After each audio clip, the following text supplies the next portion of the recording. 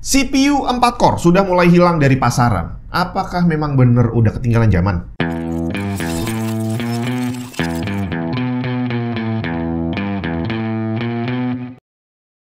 Ya, sekarang kalau kita mau ngerakit PC gaming gitu ya, pakai prosesor untuk gaming, yang paling rendah yang diproduksi sekarang adalah 6 core, bre. Kita lihat CPU-nya AMD generasi terbaru, paling rendah 6 core Ryzen 5 7500F yang harganya lebih dari 2,5 juta.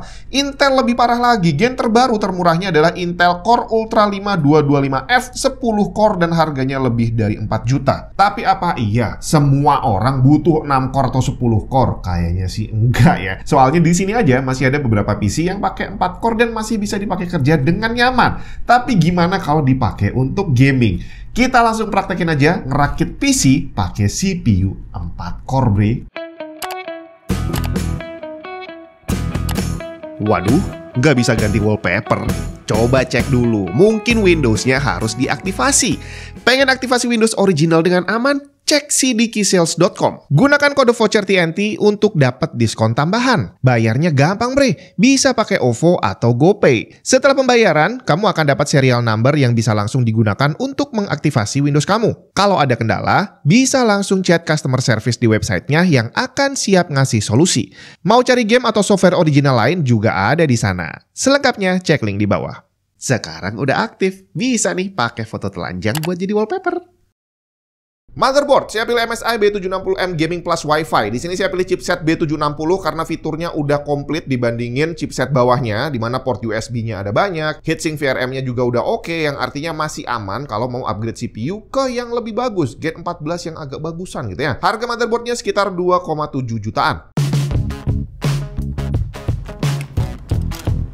Untuk CPU saya pilih 4 core yang paling dekat dengan gen terbaru, bukan yang terbaru ya. Core i3 12100F yang harga barunya cuma 1,2 jutaan. Bahkan kalau cari second udah bisa dapat di harga 800 ribuan, bre.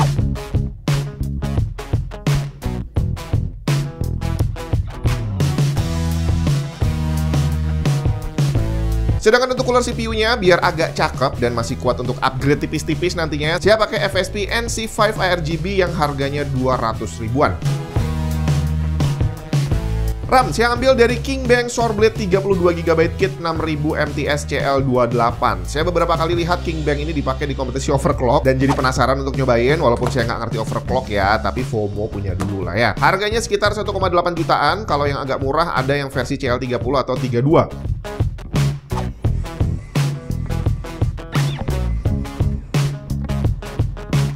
Kemudian SSD-nya sekalian saya pakai KingBank juga, dan di sini karena bukan ngejar performance, dengan spek lainnya juga nggak terlalu tinggi, saya pakai Gen 3 512GB KingBank KP230. Harga resminya mungkin sekitar 500-600 ribuan, tapi entah kenapa di marketplace lokal barangnya hilang, bre.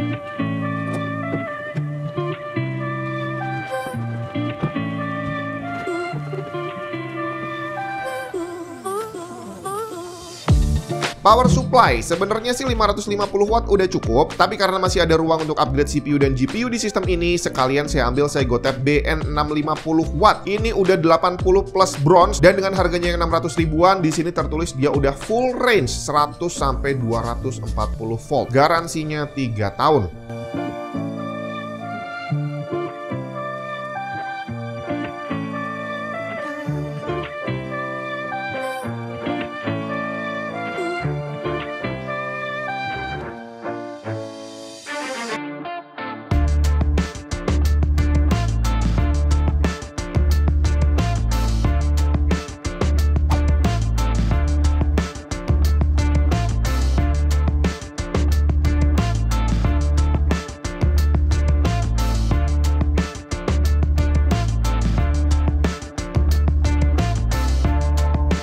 GPU di sini juga saya ambil yang nggak terlalu kencang karena takutnya nanti terlalu bottleneck di CPU-nya ya. Saya pilih RX 6600 XT dari Power Color Red Devil. Harga barunya sekarang mungkin sekitar 4 jutaan kali ya. Kalau harga second mungkin di kisaran 2,5-3 jutaan, dan ini adalah GPU gaming termurah yang punya performance lumayan. Kejar-kejaran sama RTX 3060 dan listriknya juga nggak terlalu gede, sekitar 130-an watt aja saat full load, dimana dia sedikit lebih irit dibandingin RTX 3060.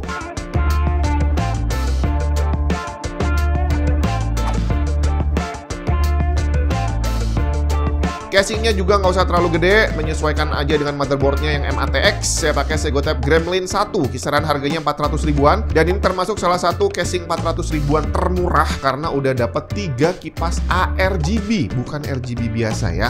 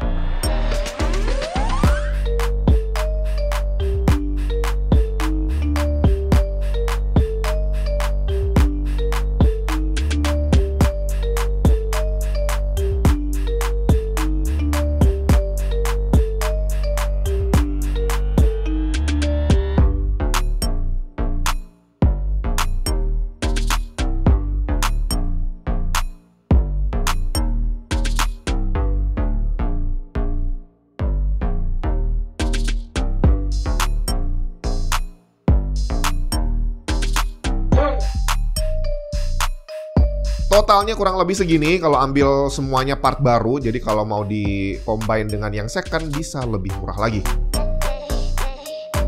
Sekarang kita lihat performance-nya. Cyberpunk 2077 bisa jalan di resolusi 1080p, setting ultra tanpa FSR, dan masih bisa dapat average 64 fps tanpa stutter. 1% low-nya cuma 54 bre. Forza Horizon 5 lebih enteng lagi. 1080p Extreme bisa dapat 74 average fps dan 1% low-nya hanya 60 fps aja, tidak ada stutter. Alan Wake 2 di resolusi 1080p masih bisa dijalani dengan kualitas grafik high tanpa FSR dan masih dapat average sekitar 52 fps. Cuma sayangnya 1% low-nya cuma 26, jadi nggak terlalu mulus penampakannya ya. Indiana Jones and the Great Circle jadi tantangan berat banget untuk PC ini. 1080p Ultra Ray Tracing Low cuma dapat 21 fps average dan 1% low-nya cuma 12 bre. Nge-lag banget. Nurunin kualitasnya ke high juga tidak berpengaruh banyak. Terakhir Overwatch 2 mewakili game kompetitif. 1080p Epic Quality bisa dapat fps average 165.